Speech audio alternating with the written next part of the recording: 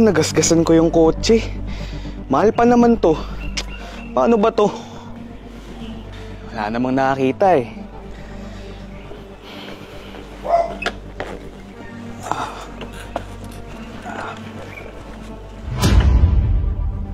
Morning po. Pinatawag niyo daw po ako? Oo. Sige, maupo ka muna. Sige po. Ikaw yung nakagasgas ng kotse ko, di ba? Uy! Opo, ako nga po.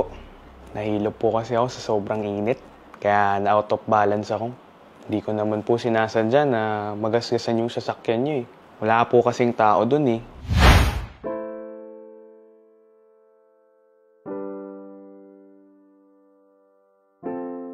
Kaya nag-iwan na lang po ako ng sulat na may number ko. Saan ka ba pupunta nung araw na yon? May interview po kasi ako sa trabaho nun. Malalit na po kasi ako nun. Kaya nag-iwan na lang po ako ng sulat. Buti, nakita niyo po yung sulat na iniwan ko sa kotse niyo.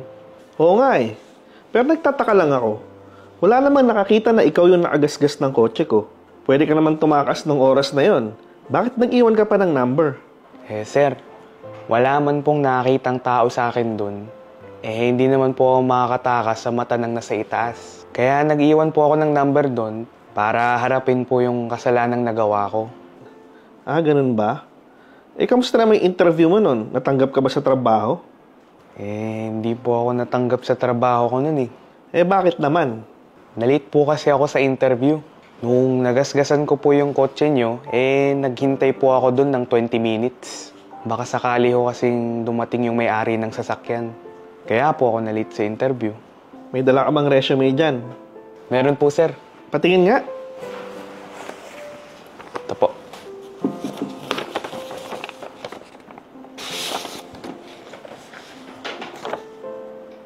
Aba, tama-tama. Naghahanap ako ng manager para sa isang branch ko.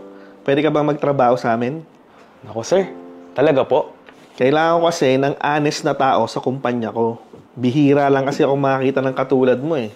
Pwede ka na magsimula bukas. Naku, maraming salamat po.